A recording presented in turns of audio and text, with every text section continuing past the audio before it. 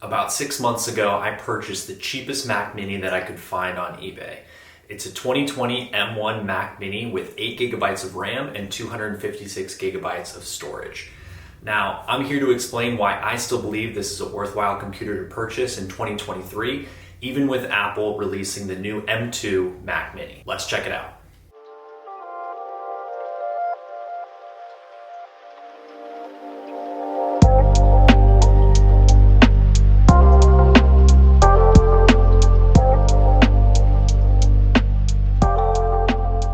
To give you a bit of a backstory, I needed to find a computer that could handle 4K video editing without a hitch. The reason for this is that I was still using the 2012 MacBook Pro with Retina display that I unboxed way back in the day. Do you remember that one?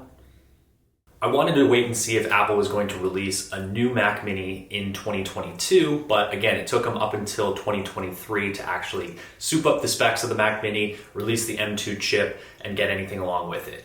Last year, if you remember, they released the Mac Studio, which looked amazing, but I didn't want to spend all that money.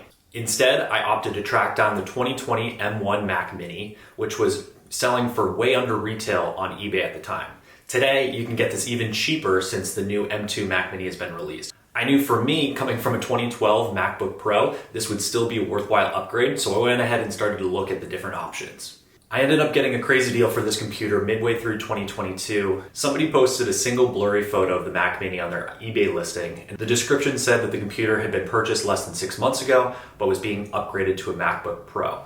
The description also said that the listing included an Apple Magic Mouse and Magic Keyboard, and neither of these accessories were mentioned in the title. Now, of course, you want to be careful with a lot of these listings because sometimes people try to scam you or get something that may not be exactly as it's represented in the eBay listing. You don't want to get a computer that doesn't work or comes from a sketchy source, so always do your due diligence as you're looking into something on eBay. For me personally, I messaged the seller to ask for more photos of the computer, keyboard, as well as the mouse. He sent back photos of all 3 items in great condition and also had the original Mac Mini displayed in its box. I figured the accessories themselves could be resold to essentially make the computer even cheaper, so I made the purchase. Luckily, everything was correct and nothing was missing, and I set up the computer immediately. I did a complete reset and reformat of the hard drive alongside a fresh install of macOS. Now, after 6 months of use and the introduction of the new M2 Mac Mini, the question becomes, all right, Chris, is this computer worth it, or which one do I buy? Now, I gotta tell you, this machine is still totally worth it. For my needs, this M1 Mac Mini is phenomenal. If you can go ahead on eBay and find an even better deal than I did 6 months ago, I recommend checking it out. It's been able to handle all my 4K video needs, also Photoshop, Lightroom, and anything in between. It's more powerful than a myriad of the Intel Macs, so if you're still upgrading from one of those, I would say the 2020 Mac Mini with the M1 chip is more than enough for your needs too. Now, the biggest thing that I was considering was 16 gigabytes of RAM versus 8 gigabytes of RAM because my 2012 MacBook Pro had 16 gigs and that was over 10 years old. So I was thinking I was gonna go with that option, but considering the price point and watching some other reviews on just what the requirements would be from a memory perspective, I opted to go with the lowest baseline model. And to be honest with you, I haven't seen any performance slowdowns whatsoever. One of the key things that I noticed was that when I was editing something in 4K video in Final Cut, I could still go ahead and edit a thumbnail or something like that in Photoshop, and only one time in the last 6 months have I felt a little bit of slowdown on the memory side. Otherwise, for me, I can easily put a task on the back burner, pick it up later, because I don't have to meet tight timelines or deadlines. If you're somebody who has a very memory intensive application or you're working in the professional field and need to meet tighter timelines than I do, I would opt to go with the higher memory capacity.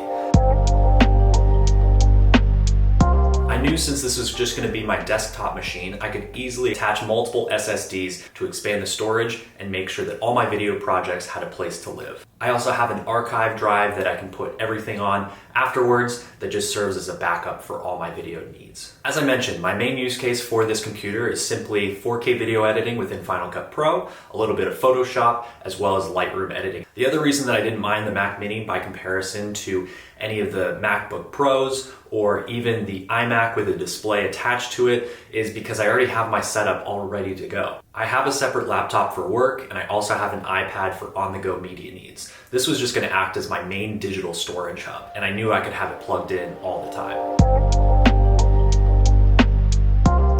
like me and just trying to get back into some editing and then also make sure that you don't break the bank while doing so, you could definitely find an M1 Mac Mini still on eBay for a great price. This might be the path that you go down, and you can continually update if it is something that you want to invest more money into. If you want to future-proof yourself a little bit, maybe get a bit better performance for the same price point that the M1 Mac Mini was selling for at retail, I recommend doing that. As you'll see, the prices really are great for the M2 Mac Mini, and if you're somebody who thinks you may want to upgrade to this in the near future, I would go directly through Apple. Now, with that being said, everything changes all the time within the Apple ecosystem and the tech field in general. So this M2 Mac Mini could easily become obsolete within a few years anyways. Let me know which computer you think is more worthwhile down in the comments. I'd be curious to hear your opinions. For now, I think this is a worthwhile machine for anybody, so let me know what you're going to pick up. Thanks so much for watching.